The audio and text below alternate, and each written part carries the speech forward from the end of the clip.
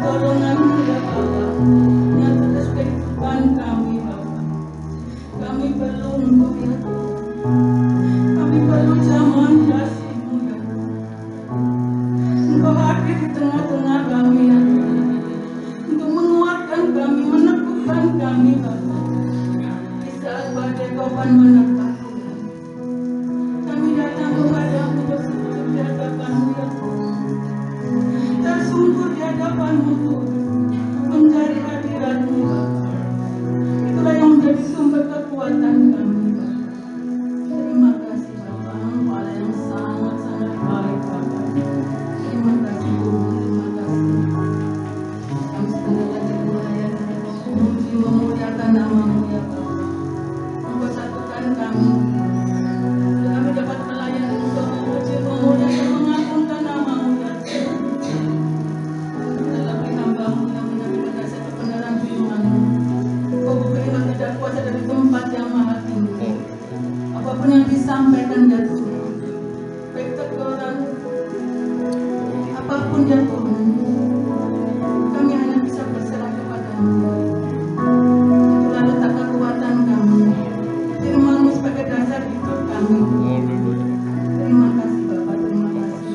Kau sucikan tempat ini, Kau putuskan tempat ini, Kau rajut dengan malaikat badai api pada tentara surgawi ya Bapa, supaya kami layak memuji, mendengarkan sabda firman-Mu ya Bapa, dari awal sampai hingga akhirnya ya Tuhan.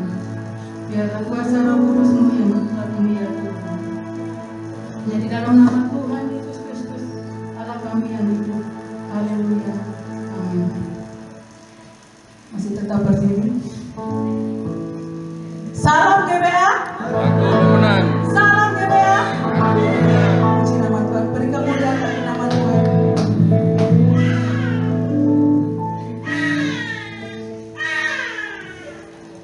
Mari kita angkat satu persediaan.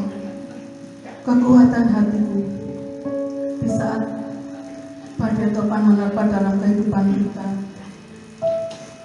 Kasih Tuhan dinyatakan dalam kehidupan kita.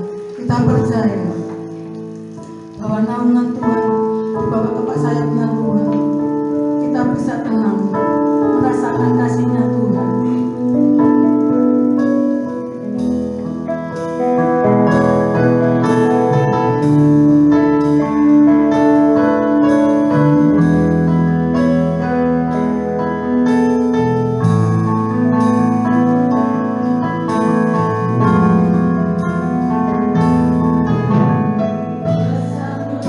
Bersama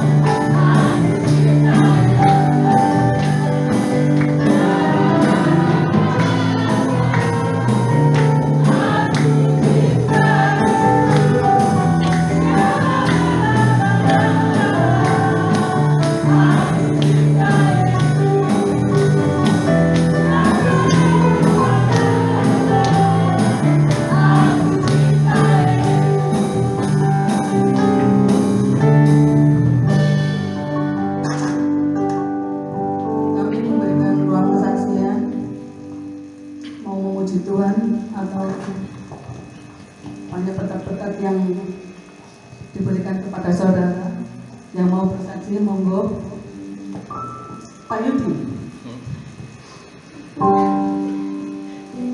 Pak Yudi, kalau tidak ada, mari kita nanti sekolah minggu untuk memuji Tuhan.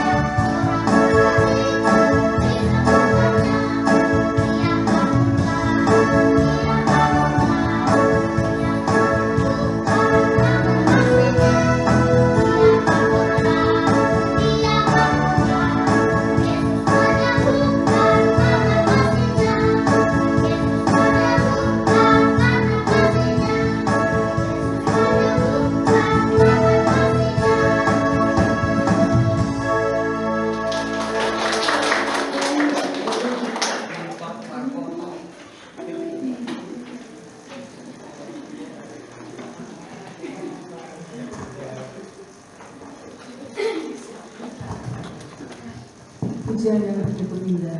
Sekolah minggunya pintar sekarang.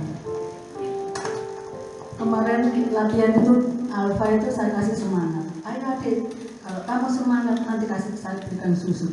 Dengar dia semangat ya. Puji nama Tuhan. Salah mungkin anak-anak sekolah minggu itu, apalagi Alfa itu kasih semangatnya beli susu ya, yang suka belikan susu Milo ya. Akhirnya dia kan memuji Tuhan dengan sukacita, tidak yang minggu yang lalu itu dia agak ngantuk. Sekarang saya kasih semangat. Nanti kalau besok minggu lagi siapa gantian gitu, biar semangat anak-anak sekolah minggu. Amin saudara. Diberikan susu aja seneng dia.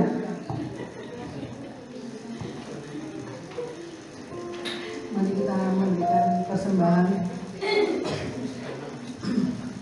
Kita angkat satu pujian besarkan nama Tuhan.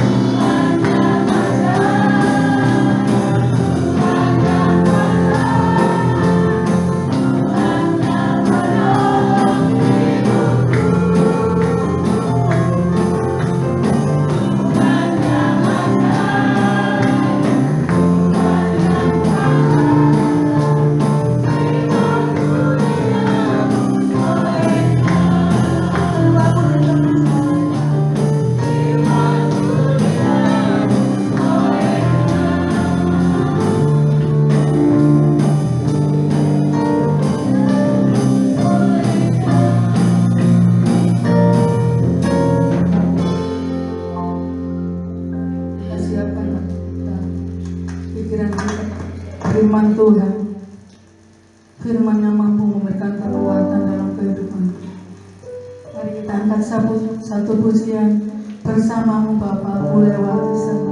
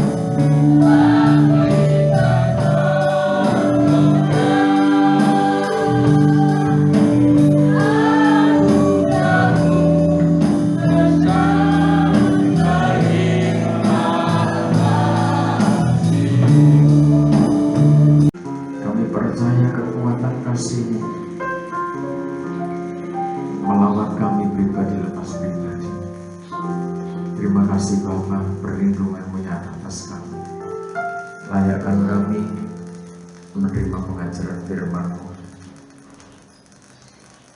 Kiranya pengajaran firman-Mu terus mendidik kami, mempersiapkan kami menjadi pribadi-pribadi yang siap menghadapi kenyataan kesulitan hidup, dan kami mendapat penyertaan dari Tuhan,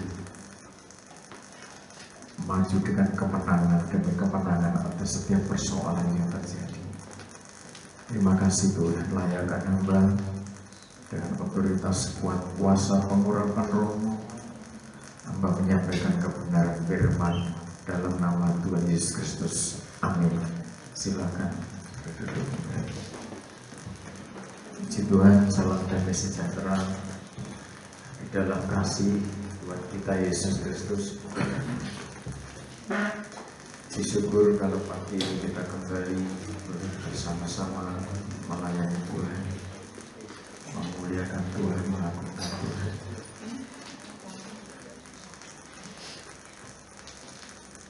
Saudara yang terkasih dalam Tuhan Yesus Kristus,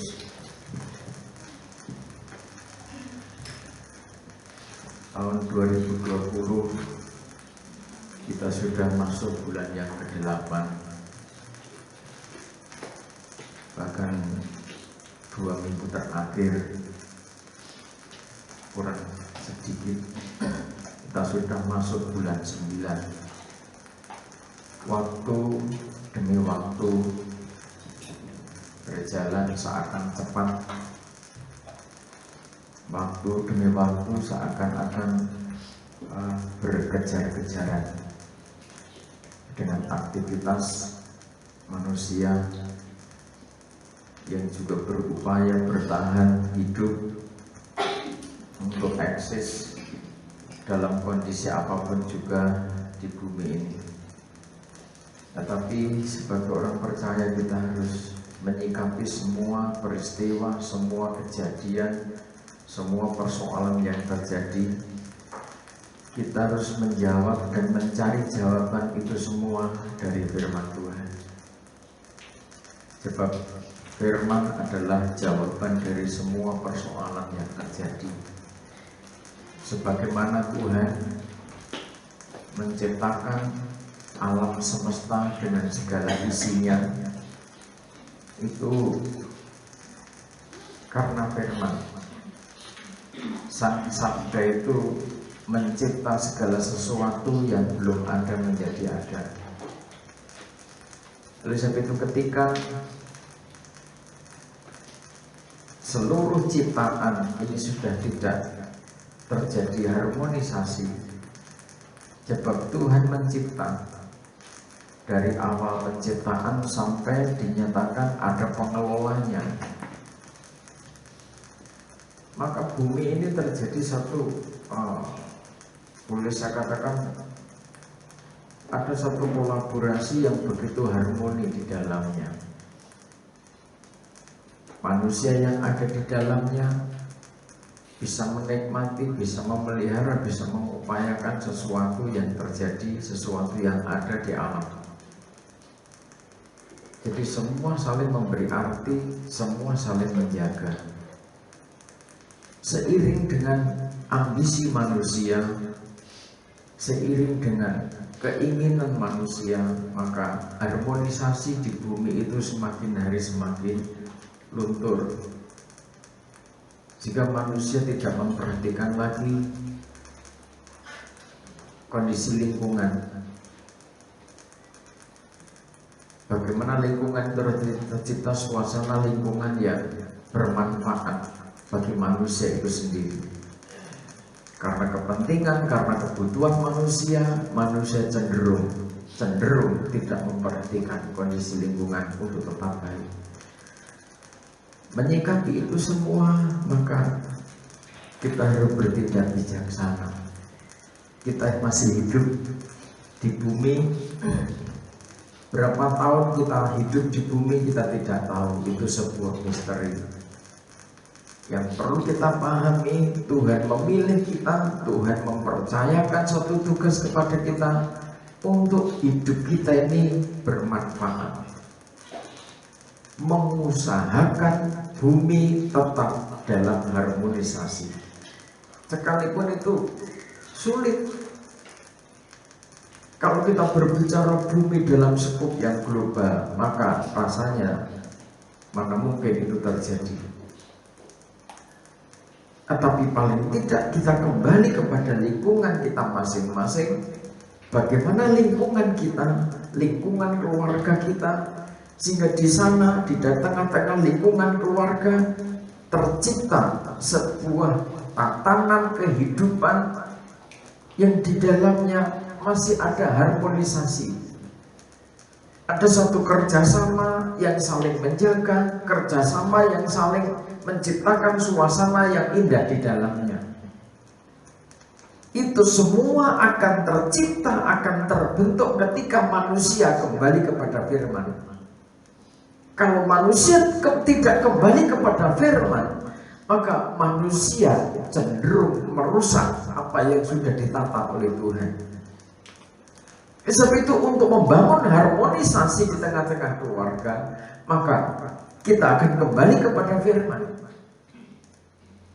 Sebab untuk setiap pribadi yang dipercaya membangun harmonisasi di tengah-tengah keluarga, ada sebuah aturan, ada sebuah tatanan yang harus dijalani. Kalau kita menjadi pelaksana dari tatanan itu semua, maka kita juga menjadi pribadi yang cakap untuk menata. Kita sendiri ditata dan kita dipercaya untuk menata. Kita baca kembali Wahyu pasal pertama.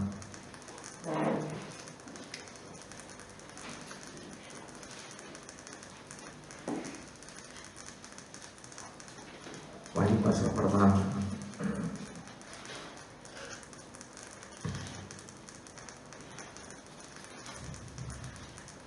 Ayat 17. Ayat 17. Ketika aku melihat dia, tersungkurlah aku di depan kakinya, sama seperti orang yang mati. Tetapi ia meletakkan tangan kanannya di atasku, Lalu berkata, jangan takut. Terus, aku adalah yang awal dan yang akhir, dan yang hidup. Aku telah mati, namun lihatlah, aku hidup sampai selama-lamanya. Terus, dan aku memegang segala kunci maut dan kerajaan maut. Karena itu, tuliskanlah apa yang telah kau lihat, baik yang terjadi sekarang maupun yang akan terjadi sesudah ini. Dan rahasia ketujuh bintang yang telah kau lihat pada tangan kananku, dan ketujuh kaki dian emas itu. Ketujuh bintang itu ialah malaikat ketujuh jemaat, dan ketujuh kaki dian itu ialah ketujuh jemaat. Yohanes Rasul sebagai seorang hamba Tuhan dalam penderitaan, dalam proses sengsara, dipercaya oleh Tuhan untuk menyampaikan pesan-pesan Tuhan kepada umat. Ini baru pemula, pendahuluan. Wahyu pasal pertama, di mana Tuhan menyampaikan pesan-pesan pendahulu itu, pesan-pesan pendahuluan yang harus ditindaklanjuti kepada pesan-pesan pewahyuan selanjutnya. Menjadi pelaksana yang harus menyampaikan pewahyuan itu kepada 7 jemaat di Asia Kecil.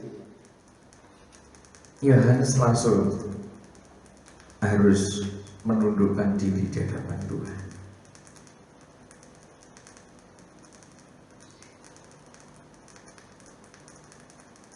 Dikatakan ayat 1 sampai yang ketiga, berbahagia, terutama ayat yang ketiga, Wahyu pasal pertama, berbahagialah ia yang membacakan Dan mereka yang mendengarkan kata-kata nubuat ini, dan yang menuruti apa yang ada tertulis di dalamnya, sebab waktunya sudah dekat. amin. Tuhan belum menyampaikan secara keseluruhan tentang apa yang harus ditulis Yohanes. Tetapi Tuhan menyampaikan pesan itu kepada Yohanes Rasul bahwa kebahagiaan itu hanya dipercayakan, hanya terjadi kepada orang-orang yang membaca, mendengar, dan menuruti setiap firman yang tertulis.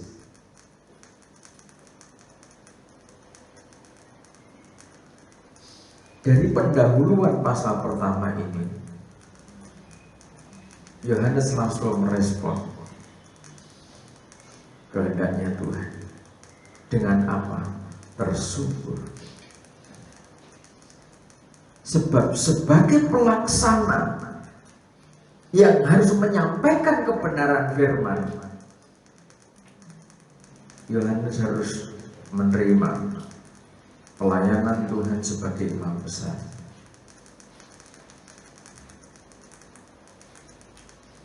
Yang tugasnya menyucikan, memurnikan, mengoreksi, menegur, sampai dikatakan hamba-hamba Tuhan yang menggembalakan jemaat di Asia Kecil tampil laksana bintang-bintang yang digenggam tangan Allah. Hamba-hamba Tuhan yang digenggam tangan Allah itu punya tugas yang tidak ringan. Harus mempersiapkan gereja Tuhan, dan gereja itu harus tampil laksana kaki dia emas.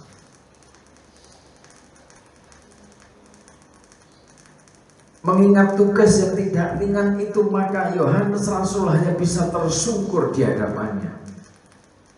Di hadapan Sang Alfa dan Omega, yang awal dan yang akhir, yang berfirman saat itu, Yohanes Rasul hanya bisa tersungkur di hadapannya. Ini satu contoh, satu kondisi yang perlu kita pahami kalau kita koreksi diri. Kadang-kala ketika kita ini menghadapi sesuatu, menyikapi sesuatu, apalagi tugas yang dari Tuhan, maka kita harus ngerti, kita harus paham. Sebab kalau kita tidak paham, kalau kita tidak mengerti, kita justru malah jauh dari sikap tersungkur.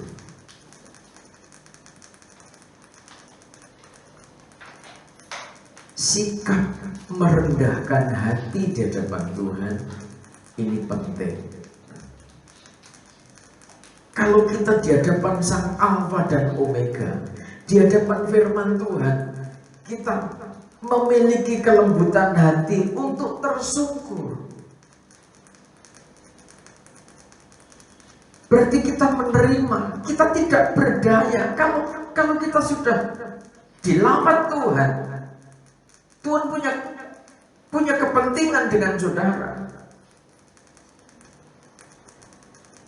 Tuhan mengasihi saudara, Tuhan memperhatikan saudara, sehingga ditegurnya saudara, dikoreksinya saudara, disucikannya saudara,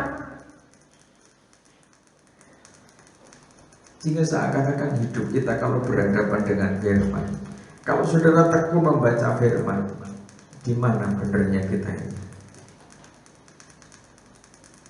Amin. Di mana benernya kita ini? Kalau saudara tekun baca firman, ibarat firman ini cermin. Rasul Paulus katakan, ibarat ini cermin. Kalau kita membaca firman, kalau firman sedang melawan kita, seakan-akan hidup ini tidak ada yang benar. Sebab firman ini sempurna. Ibaratnya kita ini dikuliti setiap saat, sampai kepada lipatan-lipatan yang terkecil. Dia menyusup ke sana, dia mencari ke sana. Sebab itu hal ini hanya kita sikapi, hanya bisa kita hadapi ketika kita tersungkur di hadapan Tuhan. Siapapun kita semua ini sama. Tak saya sebagai gembala, saudara sebagai para full timer, para penatua, para wakil gembala, semua pelayan-pelayan Tuhan, dalam kapasitas mungkin bintang-bintangnya Tuhan, dalam kapasitas kaki dia, maka kita ini tidak bisa terlepas dari sasaran bidikan Tuhan. Mata Tuhan tertuju kepada saudara. Jika satu hal yang bisa kita kerjakan seperti Yohanes, kita hanya bisa bersyukur.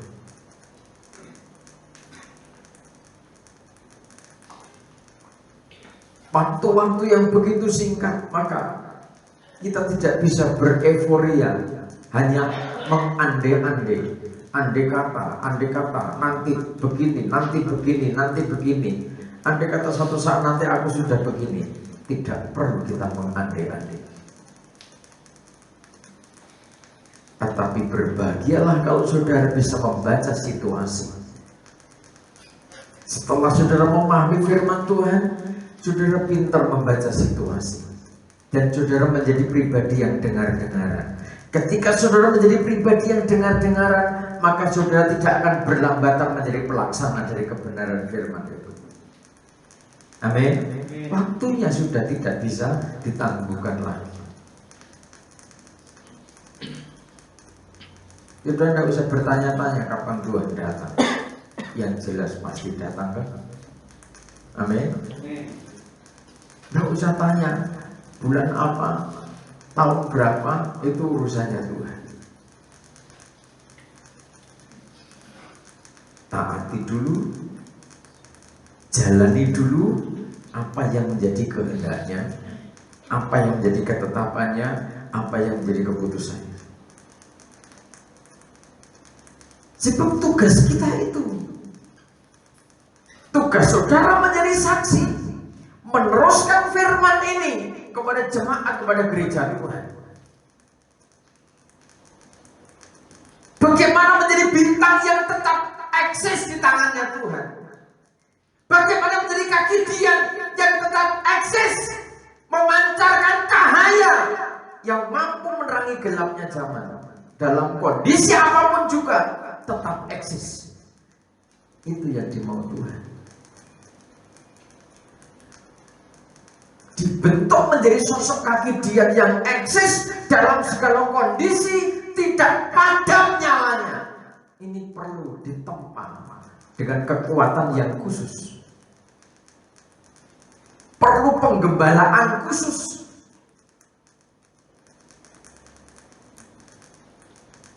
Kaki dia emas tidak mungkin tertempa, tidak mungkin terbentuk, tercipta lewat penggembalaan di luar otoritas tangan Tuhan.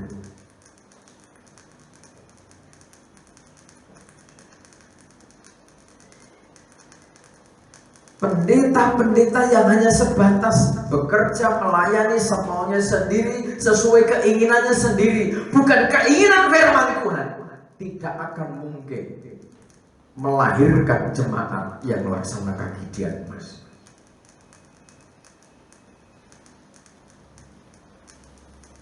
Sebetulnya masing-masing ada ritme perjalanan hidup di mana masing-masing terproses. Sang bintang itu terproses, kaki dia juga terproses.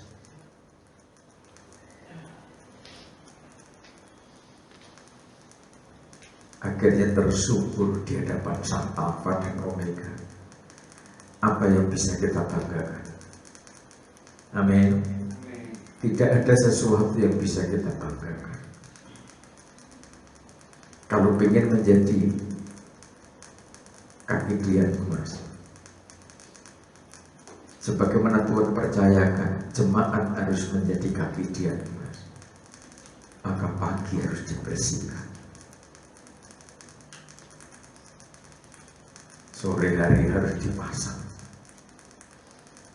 Mengingat prosesnya pembersihan, pemurnian tiap pagi, maka sekalipun sore dipasang, maka dia tidak bisa berbangga diri.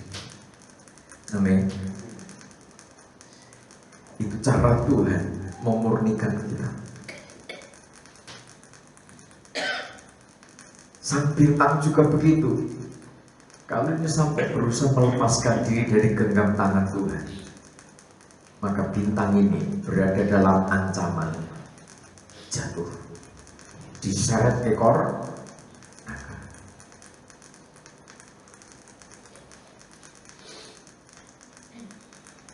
Satu perkara menyikapi itu semua, kita hanya bisa tersungkur di hadapan Sang Alfa dan Omega. Jadi siapapun, saudara sebagai orang tua, gembala kecil di tengah-tengah keluarga, saudara punya tugas menyampaikan firman secara intensif kepada anak-anak. Saudara di sini sebagai anak muda, remaja, belajarlah tunduk kepada Sang Alfa dan Omega. Untung masih ayahmu, papa, mamamu masih bisa berbicara kebenaran firman. Syukuri itu sebagai anugerah. Kalau firman masih mengalir dari bibir orang tuamu, berarti saudara bersyukur menjadi sasaran firman Tuhan.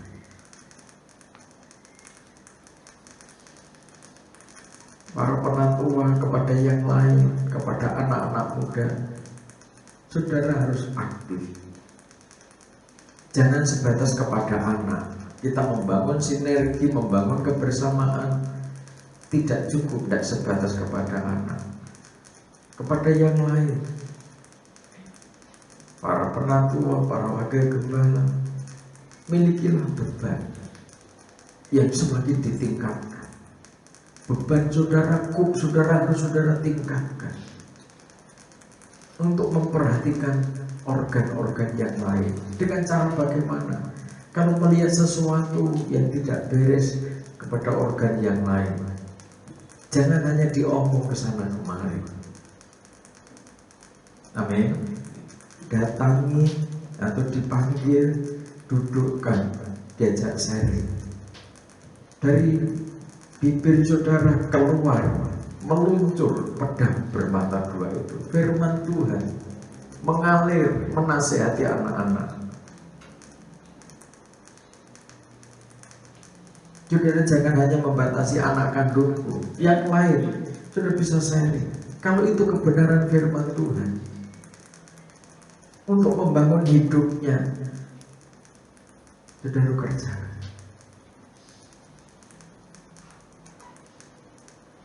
Dan bersyukur kalau ada orang tua yang mau berbicara.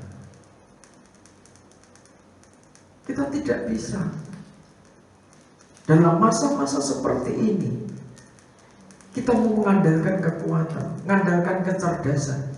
Banyak orang cerdas di bumi ini. Kalau corona sudah melanda kemana-mana, corona itu tidak milih orang. Mau bupati, mau gubernur, mau pemimpin negara, mau orang miskin, mau orang kaya, mau konglomerat, mau apa di kolom, semua.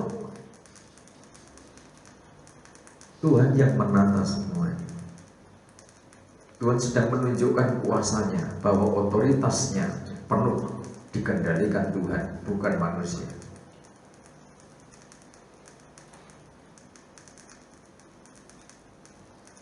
Menghadapi corona itu praktis. Kenapa saya katakan praktis? Adakan pertobatan nasional.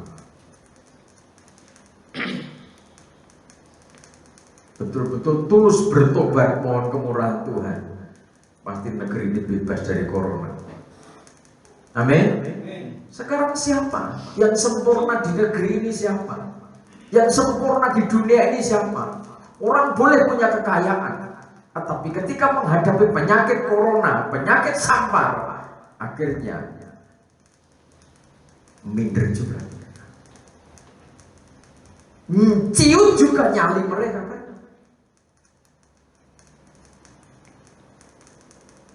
Kewaspadaan boleh, hidup sehat harus, tetapi mengatasi persoalan demi persoalan ke depan secara khusus, mari kita belajar bersyukur, tunduk di hadapan Sang Alfa dan Omega, tunduk kepada yang menciptakan alam semesta ini. Saudara terdampak pasti.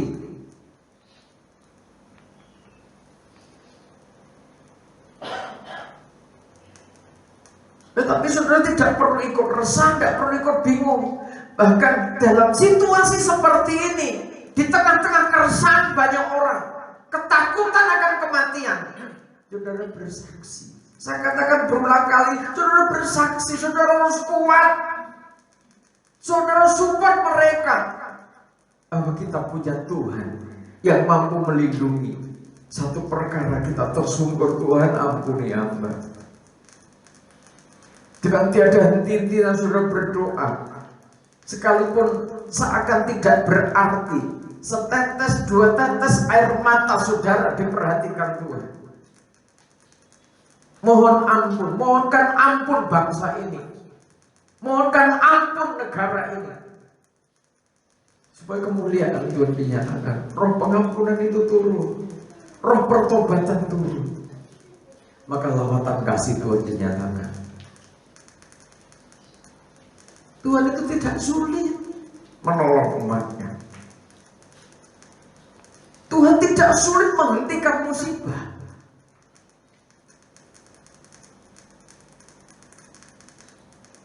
Tidak salah, saya tidak nyalakan orang berdoa.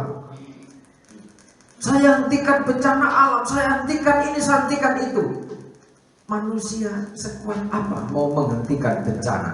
Kalau bencana itu diciptakan oleh Tuhan, kalau bencana itu dikehendaki Tuhan. Makanya Tuhan mengajarkan berdoa, jadilah kehendak, datanglah kerajaan di bumi seperti di surga. Amin. Mohon boleh, tetapi jangan menghentikan sungai yang sedang mengalir deras. Air mengalir, masih ingat Mazmur pasal berapa? Salju, es, semua ditata Tuhan. Badai ditata oleh Tuhan. Tanpa perintah Tuhan mereka tidak bergerak.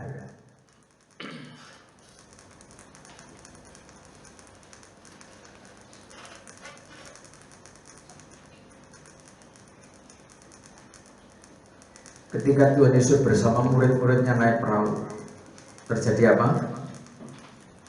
Terjadi apa? Badai. Yang menghentikan Petrus kok Tuhan. Yang menghentikan badai itu Tuhan apa Petrus?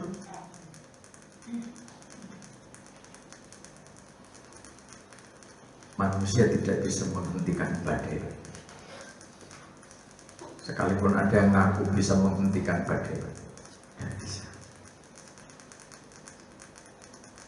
Sekalipun manusia berdoa sampai air matanya habis, kalau Tuhan tidak berkenan, tidak menghentikan, maka juga tidak akan berhenti. Pentingnya kita tersungkur di hadapan Sang Alfa dan Omega. Daud merintis karir spiritual dari masa mudanya. Sejak kecil, remaja, muda, terus semakin dewasa, Daud punya pengalaman yang luar biasa dengan Tuhan. Dari masa remajanya, Daud mulai belajar bagaimana mengandalkan Tuhan. Sehingga dalam setiap situasi apapun juga, saudara tahu, kalau saudara tekun membaca kitab Mazmur, Daud mengandalkan Tuhan. Daud tersungkur di hadapan Alfa dan Omega. Daud punya pasukan ketika dia sudah menjadi raja, tetapi Tuhan pernah marah juga kepada Daud. Dan ribuan orang mati karena langkahnya Daud keliru di hadapan Tuhan.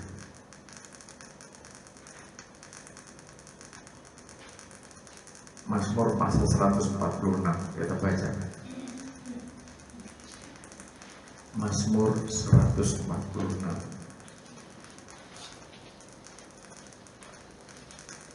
Mazmur 146 Hanya Allah satu-satunya penolong. Haleluya, pujilah Tuhan, hai jiwaku. Aku hendak memuliakan Tuhan selama aku hidup, dan bermazmur bagi Allahku selagi aku ada. Ya, jadi haleluya. Saya tidak akan studi kata. Kalau studi kata ini, kata haleluya ini dari kata dasarnya cukup panjang. Hello, hello, ya, ya.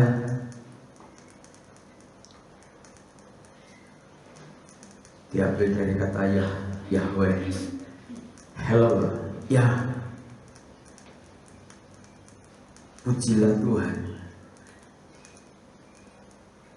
Diawali dengan kata pujilah Tuhan, pujilah Tuhan.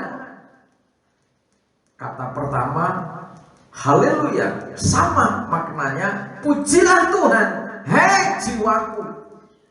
Banyak orang badannya tersungkur di hadapan Bapa, di hadapan Tuhan, tetapi jiwanya jauh dari Tuhan. Makanya orang kalau sakit jiwa, badannya jadi rusak. Tapi kalau badan orang itu bersih, terpelihara dengan baik, belum tentu jiwanya rusak. Karena masih bisa merawat badannya sendiri.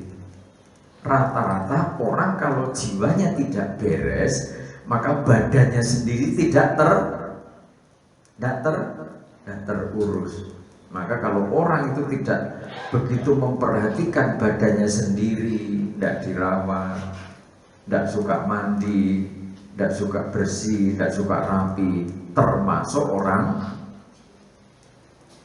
kurang kondol ya. Dan bantuan itu tidak gampang, makanya Yohanes tersungkur. Supaya apa? Supaya ketika Yohanes menerima firman itu dan harus menulisnya dan disampaikan kepada jemaat sesuai pesan Tuhan, tidak boleh dikurangi dan ditambahi. Amin. Barang siapa menambahi firman nubuat itu, hukuman yang tertulis dalam kitab Wahyu akan dilipat gandakan. Hukumannya orang yang nambah itu akan ditambah dari hukuman yang tertulis dalam kitab Wahyu. Hukuman yang tertulis dalam kitab Wahyu itu ngeri. Satu saja sudah bongkok, apalagi 21 ditambahkan untuk orang yang nambahi pesan-pesan itu. Resikonya tinggi, makanya Yohanes perlu tersungkur, ben sadar, bar bangun tidur, gloyoran, mesti mabuk-mabuk kepayang, mabuk bantal, menerima pesan. Tidak bisa begitu. Yang bijaksana jadi manusia. Sampai di mana tadi? Sampai gloyoran, mergone dan pujilah Tuhan, hei jiwaku. Jiwamu sehat. Orang kalau jiwanya sehat, di dalam jiwa yang sehat, saudara pasti badanmu juga sehat. Aku tidak memuliakan Tuhan selama hidupku. Tertanam dalam hati, sehat. Selama hidupku, aku mengutamakan Tuhan, memuji Tuhan, dan bermazmur bagi Allahku selagi aku ada. Meninggikan Dia, memuji Dia, bermazmur bagi Allah selagi aku ada. Jadi selama saudara masih ada di bumi, belajarlah, maksimalkan waktumu, tenagamu untuk memuliakan Dia, bermazmur bagi Dia. Amin. Terus, Janganlah percaya kepada para bangsawan, kepada anak manusia yang tidak dapat memberikan keselamatan. jadi bukan berarti tidak boleh membangun relasi dengan para pejabat. Bukan berarti saudara tidak boleh bersahabat dengan para bangsawan. Bukan berarti saudara tidak boleh berkawan dengan manusia yang lain. Kita ini makhluk sosial yang tidak bisa hidup sendiri. Ayat ini mengandung pemahaman fokus saudara yang saudara andalkan dalam hidup saudara tetap Tuhan. Pengharapan saudara tetaplah kepada Tuhan, jangan kepada manusia. Amin. Itu maksudnya. Sekalipun orang berjanji begini, berjanji begitu, kadang janji orang itu banyak melesetnya. Tapi kalau firman Tuhan itu iya. Amin. Tidak boleh ditambahin, tidak boleh dikurangi. Itu firman. Andalkan Tuhan. Kalau manusia dipakai Tuhan, digerakkan Tuhan, itu urusannya Tuhan, otoritasnya Tuhan. Kalau kita mengandalkan Tuhan, orang itu mau dipakai Tuhan, memberkati saudara sebagai relasi saudara, dipakai untuk mengalirkan berkat, menjalankan kerja yang baik, itu pun juga Tuhan yang mengerjakan. Amin. Jadi fokus kita ke Tuhan, bukan sepenuhnya berharap pada rekan kerja saudara. Terus apabila nyawanya melayang, ia kembali ke tanah. Pada hari itu juga lenyaplah maksud-maksudnya. Jadi kalau bangsawan yang menjadi harapan saudara, andalan saudara, wah sahabatku ini pejabat, aku tenang deh. Wah aku di sedulur ini, aku tenang di mana-mana aku tenang. Nah dia mati mendadak. Lenyaplah apa yang direncanakan. Lenyaplah apa yang menjadi maksud dan tujuannya. Lenyaplah apa yang menjadi rancangannya. Rencananya semua hilang. Siapa sih neruske? Nggak ada. Jangan mengandalkan manusia. Di bumi ini, dalam penggembalaan ini, saudara jangan mengandalkan saya. Fokus saudara jangan ke manusianya. Sebagai hamba Tuhan, saya punya tugas menyampaikan kebenaran firman Tuhan. Fokusmu harus kepada firman, jangan kepada manusianya. Manusia ini bisa berhenti, bisa dipensiun mendadak. Nanti kalau saudara fokusmu kepada Tuhan, maka eksistensi tak bisa saudara terus dikekalkan Tuhan. Tapi kalau fokusmu, andalanmu kepada seorang manusia, gembala dikubur, saudara bubar. Iya toh? Tapi kalau saudara ngerti tak bisa, saudara fokus kepada firman, maka saudara eksis dalam tabisan. Karena yang mentabis saudara Tuhan, bukan saya. Saudara bisa meneruskan. Musa tidak ada, apakah Israel balik lagi ke Mesir? Enggak kan? Musa berhenti pelayanan, maka ada estafet penggembalaan. Eksis kegerakan tetap sampai ke Kanaan.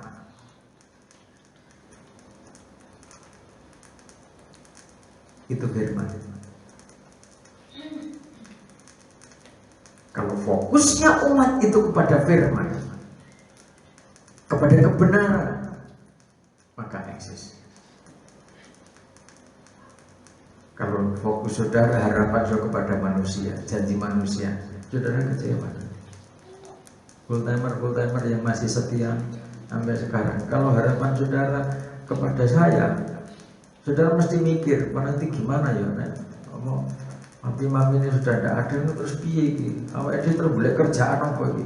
Saudara itu full timer, hamba uang apa hambanya Tuhan? Ya hambanya Tuhan. Jangan lirik sana lirik sini, ancang-ancang boleh kerjaan. Kalau saudara jatahmu ditoto Tuhan, bintang itu sudah ditoto Tuhan, jenengmu yo bintang, jenengmu sopo? Sopo itu sudah ini bintang jenenge ini sudah ditoto Tuhan.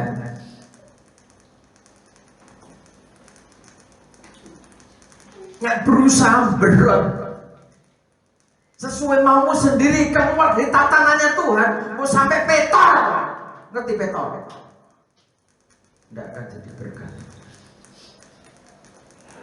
Makanya sak berat-beratnya proses bagaimanapun juga saya tersungkur, Tuhan kuatkan hamba supaya hamba kuat. Ya hambaku, kamu harus kuat. Tapi mana Tuhan, kalau ini rasanya apa kira-kira tidak pernah saya rasakan. Sering. Pikirmu enak di penjara kayak ini. Tapi di penjara iso ngejaz.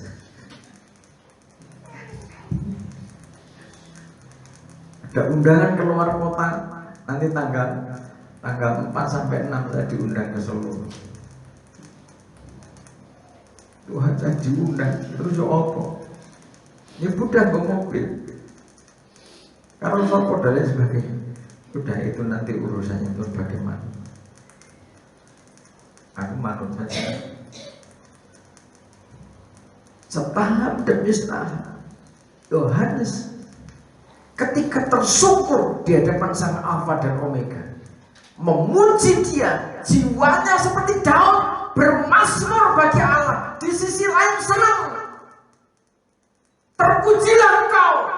Di sisi lain ini bebannya tidak ringan. Makanya kepada Yohanes Rasul, Tuhan menumpangkan tangannya. Tuhan pesankan, Tuhan katakan jangan takut. Daud sering merasakan kondisi seperti itu.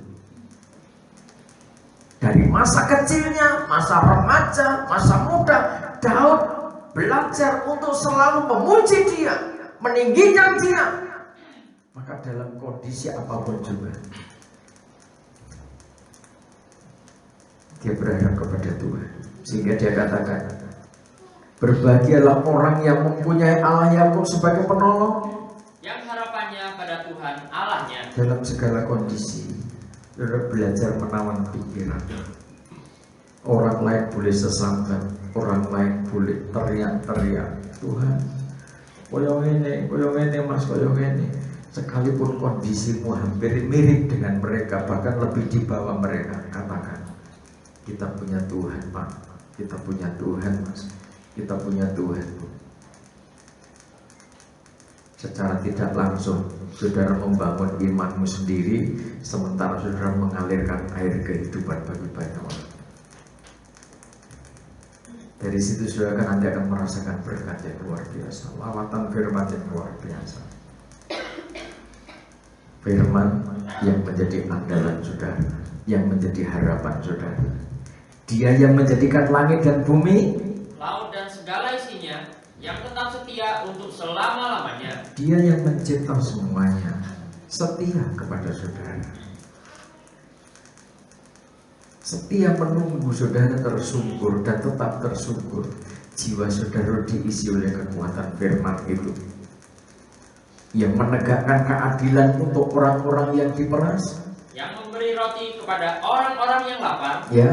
Tuhan membebaskan orang-orang yang terpuruk. Tuhan sangat paham memelihara saudara, memperhatikan saudara tepat pada waktunya. Sampai-sampai persoalan ekonomi saudara diperhatikan Tuhan. Saudara tidak akan dibiarkan lapar. Dalam kondisi pandemik yang sangat menakutkan banyak orang, saudara tidak akan dibiarkan lapar. Andai kata saudara tidak dapat bagian bantuan sosial, tidak usah protes. Amin. Tuhan kasih kecakapan kepada saudara untuk saudara diberkati, dan saudara bahkan menjadi berkat bagi yang lain. Tidak usah protes. Ya, kadang-kala memang pendataannya kan tidak menyeluruh, atau bahkan mungkin ada indikasi pilih-pilih. Ada, namanya manusia punya kepentingan, bahkan dengar-dengar ada yang dikorupsi juga. Silakan, kita tidak mau ikut campur dalam hal itu. Kita tidak mau protes. Andai kata di antara saudara jatahnya itu dapat, tapi tidak dapat, tidak usah protes. Berdoa saja, saudara pasti malah diberkati dan menjadi berkat bagi yang lain. Amin. Jadi saudara pasti dipelihara oleh Tuhan. Tuhan membuka mata orang buta. Tuhan menegakkan orang yang tertunduk. Ya. Tuhan mengasihi orang ketika mata orang tertutup kepada kebenaran firman, buta, tidak bisa melihat situasi, kondisi, keadaan, dan tidak bisa melakukan sesuatu. Mata saudara dibuka oleh Tuhan, mata batin saudara dibuka oleh Tuhan untuk mengerti kehendak Tuhan. Dan Tuhan menegakkan orang yang tertunduk, bukan tersungkur. Orang yang tertunduk ini orang yang bagaimana? Menggambarkan orang yang bagaimana?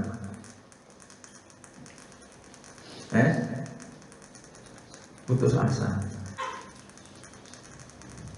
Tuhan mengasihi orang-orang benar. Tuhan menjaga orang-orang asing. Anak yatim dan Ya. janda didekatkannya kembali, tetapi jalan orang fasik dibengkokkannya. Ya. Tuhan itu Raja untuk selama-lamanya. Allahmu, ya Sion, turun-temurun, haleluya. Ya. Tuhan menjaga orang-orang asing, anak yatim, janda ditegakkannya, yatim juga ditegakkan. Jadi jangan sampai sudah yatim atau sudah piatu atau sudah janda tidak mengerti maksudnya Tuhan. Sadar kalau kondisinya sudah yatim, sudah piatu. Saya yatim piatu. Orang tua kedua-duanya sudah dipanggil Tuhan. Bagaimana bisa duduk di hadapan Tuhan? Ditegakkan oleh kekuatan Tuhan. Kalau kita mencari jalan sendiri, seakan ada kebebasan, seakan ada sesuatu yang lega di luar kebenaran firman, di luar jalur genggam tangan Tuhan, tidak ada kelegaan. Orang kadang menjadi keliru ketika melepas beban, itu sebuah kelegaan. Rumusnya Tuhan, pikulah kok yang kuasa, justru akan terjadi kelegaan. Orang seringkali melepas kok tanggung jawab, justru akan mengalami kesesakan. Ini penting di dalam Kristus. Kalau saudara pengen kelegaan, belajar memikul kuk, itu rumusnya kerajaan surga, rumusnya Tuhan. Nah, tapi kalau saudara melepas kuk, melepas tanggung jawab, saudara pasti hidup di dalam kesesakan.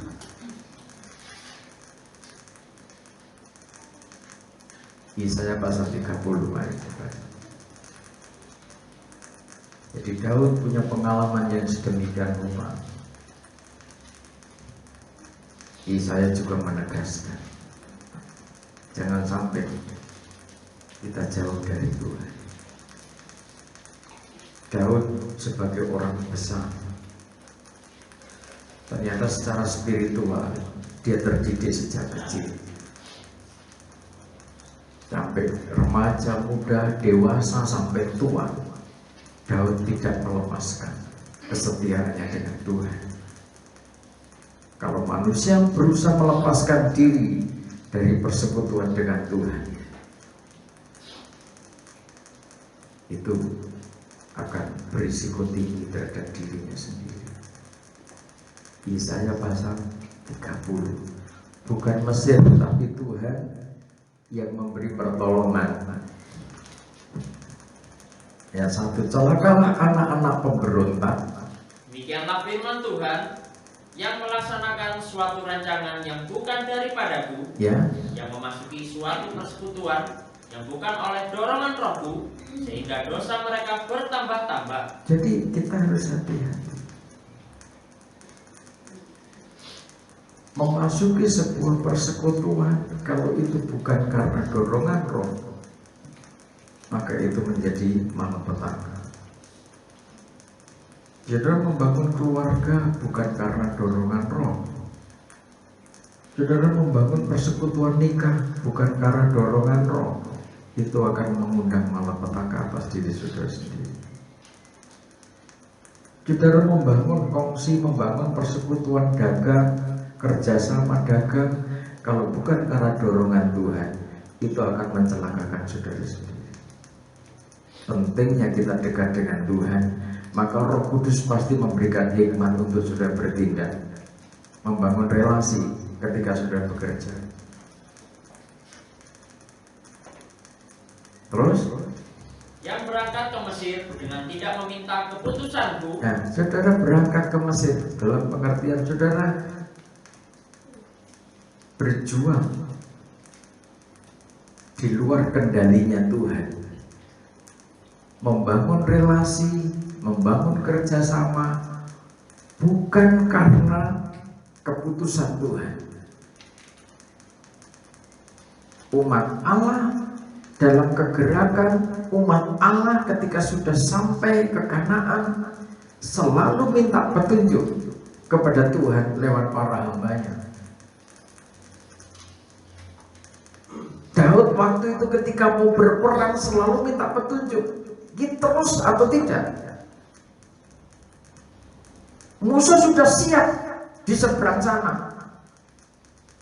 Kalau Tuhan tidak ngasih petunjuk untuk maju, maka Daud beserta pasukannya diam di tempat.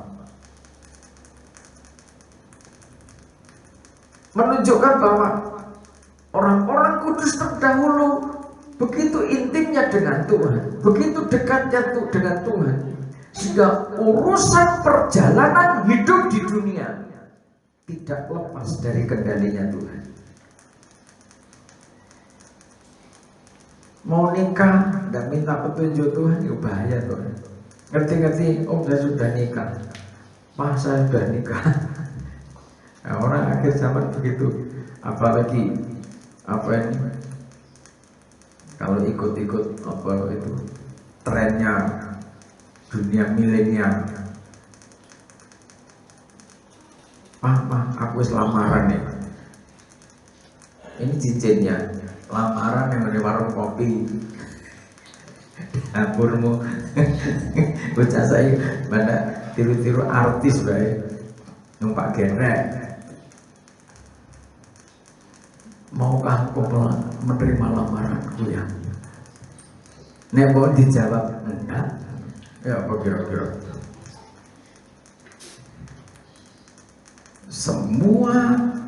Setiap langkah hidup kita tidak lepas dari pantauan Tuhan. Tetap dibangun dengan baik. Tetapi harapan saudara, fokus saudara percaya bahwa yang menolong hidup saudara, yang menolong pekerjaan saudara itu Tuhan. Kalau orang itu sekalipun pejabat tinggi, sekalipun pejabat menengah, eksekutif, yudikatif, apapun siapapun mereka, kalau tidak dipakai Tuhan untuk menjadi rekan kerja yang baik dalam hidup saudara, maka saudara kecewa. Kalau Tuhan memakai orang yang sepertinya tidak berdaya untuk memberkati saudara, kalau Tuhan memakai orang seperti itu, maka diberkatilah saudara. Amin. Tuhan bisa pakai siapa saja untuk saudara itu bisa menemukan sumbernya berkat dalam usaha bisnis saudara. Jika saudara tidak usah seperti kebanyakan orang memandang muka, saudara harus dengan siapa saudara, dengan siapa saja saudara harus bisa melayani, bisa menjadi saksi. Jangan anggap tukang abang-abang becak itu orang rendah, ekonomi rendah.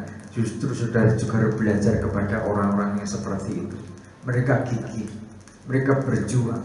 Kadang pulang dari pekerjaan, kadang sampai malam hanya membawa uang 10.000, 15.000, 20.000. Bersyukur saudara ketika Tuhan memberkati saudara, sehari bisa saja sudah diberkati 500.000. Bisa saja ada saatnya sudah diberkati dalam sehari 1 juta.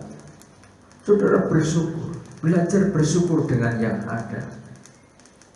Jadi kalau saudara bisa melihat ke bawah, orang yang hanya buruh tani sampai direwangi apa ini ngasak itu apa? Mengais sisa panen di sawah. Ya kalau sisa-sisa orang yang kecil-kecil jatuh terinjak-injak, ini dapat seberapa? Dengan telatennya mereka pungut itu satu persatu, satu bulir demi satu bulir, dapat satu plastik. Sementara kalau saudara mau teliti dengan diri saudara, saudara sudah bisa makan kenyang, saudara masih bisa membawa pulang hasil pekerjaan saudara. Saudara jangan terpukul dengan sesuatu yang di atas saudara, jika saudara menjadi lupa bersyukur. Orang-orang yang sering kali saudara andalkan seakan memberi pertolongan, kadang kalau saudara mengecewakannya, maka lebih baik berharaplah kepada Tuhan. Ketika Tuhan mau menggerakkan orang itu, siapapun orangnya, kalau digerakkan Tuhan, dia pasti membawa berkat bagi saudara.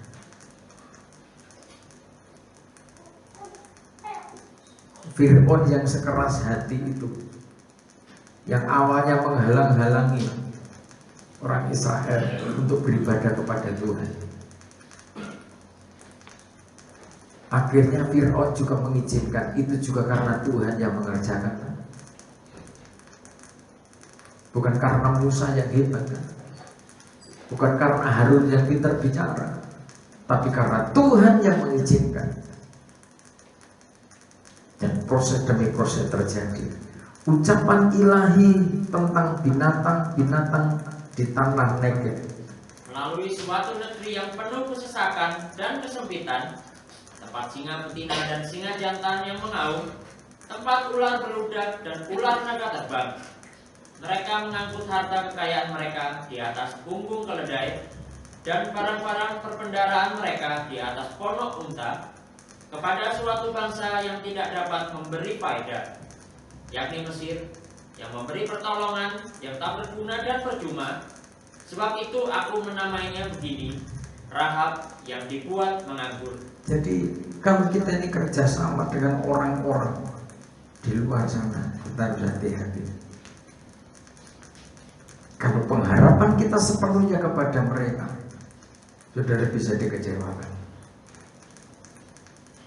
Karena hal yang dikerjakan oleh orang-orang yang tidak takut kepada Tuhan seringkali juga menjebak saudara, untuk saudara justru malah terjun di dalam kesulitan yang lebih dalam.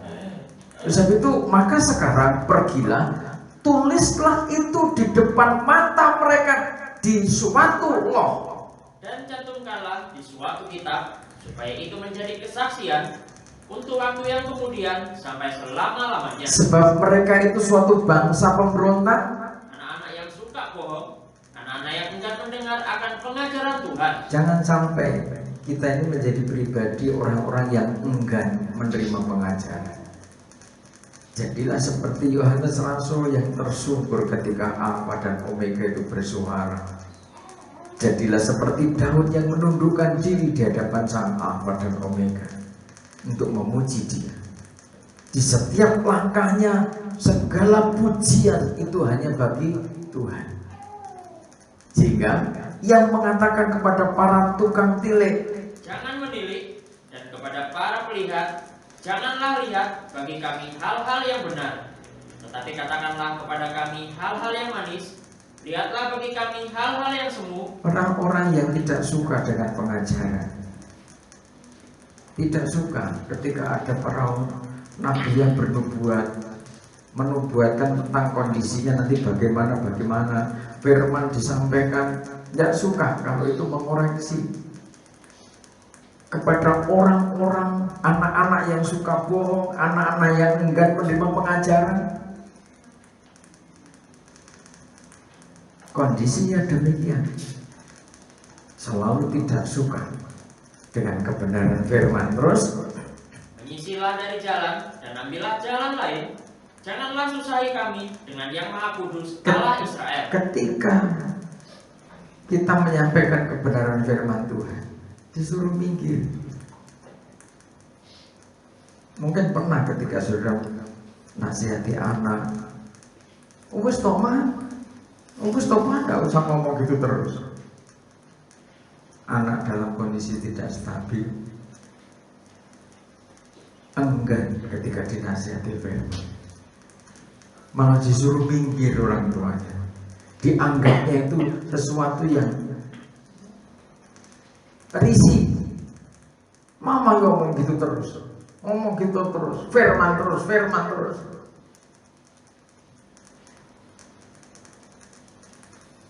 Kalau saudara ngadepi anak begitu, anak ganteng, anak cantik, yang jiwanya belum terisi penuh oleh firman, saudara tersungkur sebagai orang tua. Tugasku tidak ringan. Ternyata aku tidak mampu tanpa Engkau Tuhan. Aku ngurusi anakku dhewe ra peko. Apa meneh aku orang lain, terus gimana?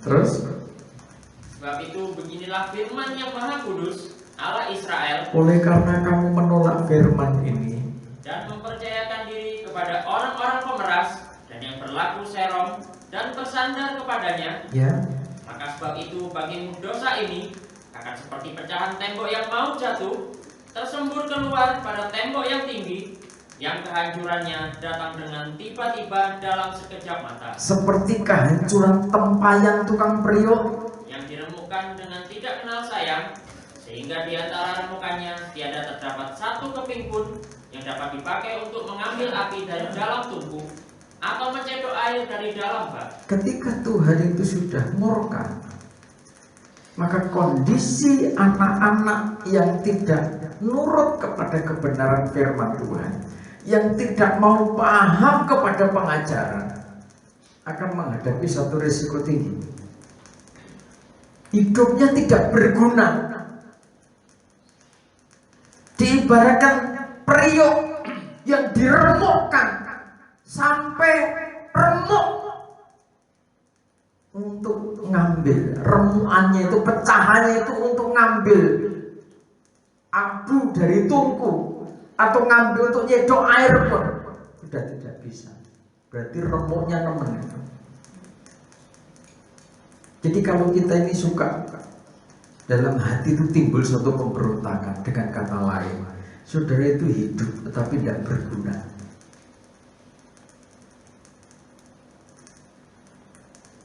Di tengah-tengah keluarga, andai kata saudara itu anak bandel, berbantah terus kepada orang tua yang di dalamnya ada firman, yang mengalir itu nasihat firman, maka hidup itu tidak berguna di tengah-tengah keluarga. Ketika kita membiasakan diri penuh pemberontakan, jiwa kita penuh pemberontakan. Jadi jangan ada yang punya pandangan jadi gembala sidang itu enak. Apa sih gelem gantinan? Nek Tuhan berkenan gantinan, ganti aku rela.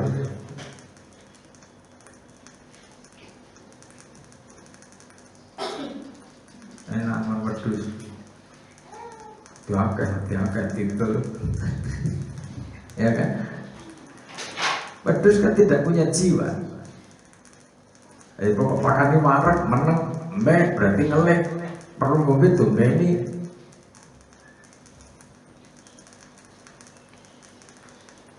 Ngopeni wedhus bebas gampang. Dan itu masing-masing harus paham, harus ngerti.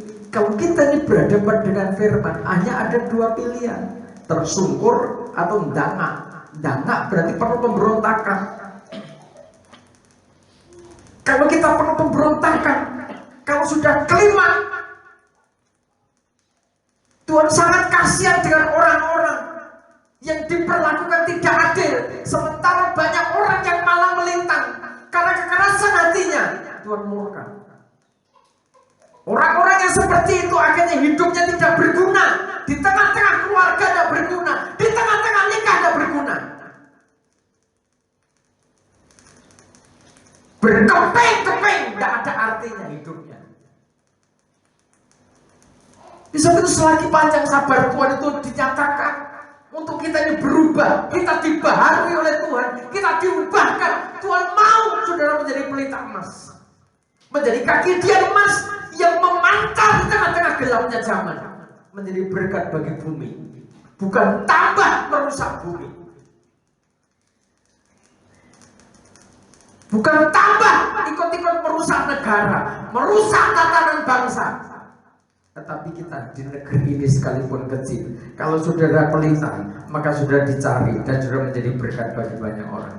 Amin. Saudara tidak punya model menjadi pemberontak di negeri ini. Muka-muka pemberontak itu tidak seperti ini. Modelnya kan jopo. Karena orang duwe tidak punya cahaya, mau makar dan lain sebagainya. Makar robo, makar iya.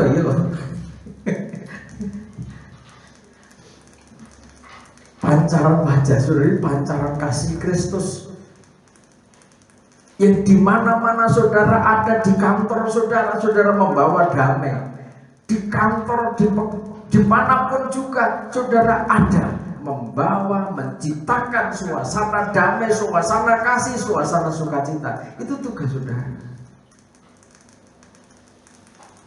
Dan tidak ada hukum di luar Kristus yang mengatakan kasihlah musuhmu. Mana ada? Ayo, saudara mengasihi musuhmu. Orang-orang yang memusuhi saudara mengasihi. Bahkan kalau mereka lapar, saudara tanggung jawabnya ngasih makan mereka. Tuhan ajarkan begitu. Mana ada ajaran seperti itu? Di luar Kristus tidak ada. Itu jaminan bahwa di dalam Kristus itu memang dahsyat. Amin. Memang istimewa. Maka saudara dipersiapkan menjadi sosok kaki dia emas. Oleh sebab itu, sebab beginilah firman Tuhan Allah yang Maha Kudus, Allah Israel.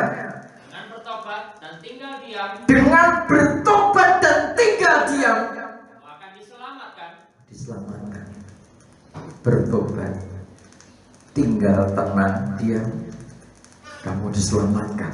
Terus Dalam tinggal tenang dan percaya terletak kekuatanmu. ya, tenang, percaya, maka di sana ada kekuatan yang dahsyat itu. Tetapi Yesaya melihat kondisi di sana waktu itu, tetapi kamu enggak.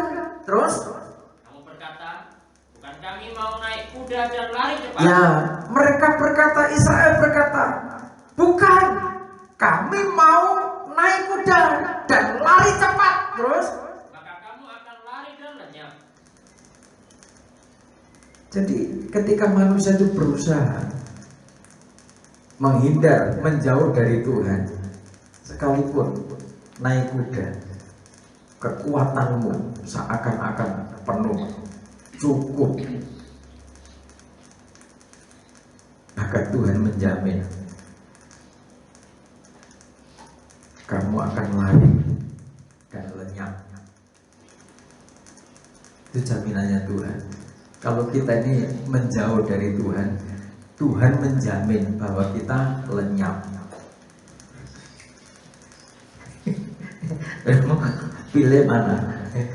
Jadi kalau kita ini berusaha menghindar dari sang Alfa dan Omega, oke, Tuhan juga konsekuen. Aku jamin, kalau kamu lari dari hadapanku, jaminannya apa? Lenyap. Pilih mana?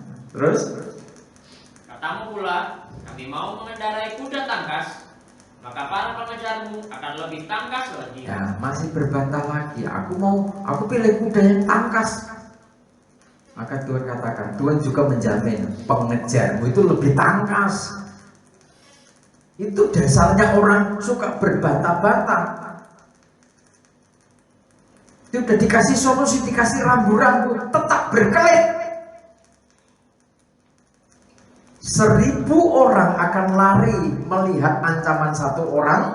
Terhadap ancaman 5 orang kamu akan lari. Ya, bukan 1 orang yang ngancam saudara, yang ngejar saudara. 5 orang ngejar 1 orang. Kalau logikanya 1000 orang dikejar 1 orang. Lah ini 1 orang dikejar 5. Dengan kata lain tambah kelengker, berhujat tenan. Nah kita ini lari dari kenyataan Alfa dan Omega. Terus Sampai kamu ditinggalkan seperti tonggak isyarat di atas puncak gunung dan seperti panji-panji di atas bukit. kari icing, ngerti? Sampai tinggal pusara, tidak ada solusi, tidak ada ceritanya orang lari dari sang Alfa dan Omega. Orang yang suka berbantah-bantah dengan sang Alfa dan Omega itu menang kekal hidupnya, tidak ada ceritanya. Bisa itu saudara,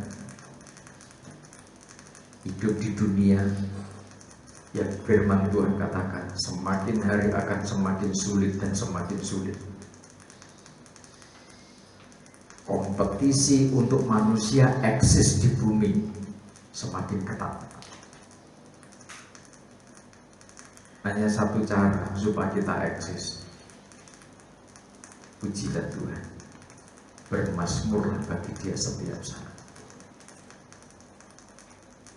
Ketika sesuatu saudara bisa mencapai, capaian demi capaian itu terjadi, maka saudara paham, pujilah Tuhan di setiap capaian saudara. Amin. Jangan lupa itu.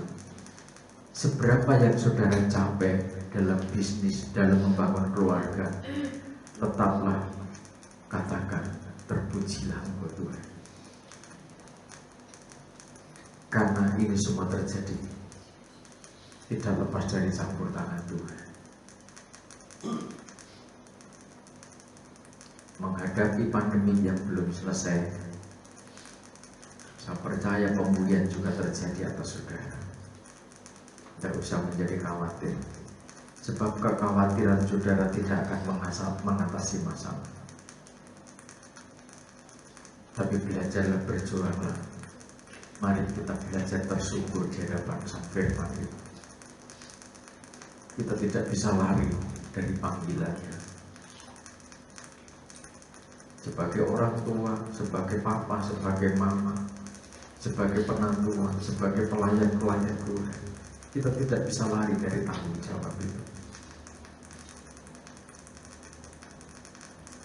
Sebab targetnya Tuhan adalah pelita emas. Targetnya Tuhan adalah bintang-bintang. Saudara sedang dipersiapkan menjadi bintang-bintangnya Tuhan. Saudara sedang dipersiapkan Tuhan menjadi pelita emas yang harus terus eksis, menyala terang di tengah-tengah gelapnya zaman. Saudara tetap menyala terang di tengah-tengah langit yang gelap, dan tidak beranjak dari tatanan yang sedang dan sudah ditetapkan oleh Tuhan. Untuk itu belajarlah memahami keadaan Tuhan. Kalau saudara ada bersama-sama dengan Dia, Tuhan katakan kepada Yohanes Rasul, jangan takut. Tangan kuasanya yang menyertai saudara setiap saat membawa kemenangan. Amin. Tuhan Yesus memberkati.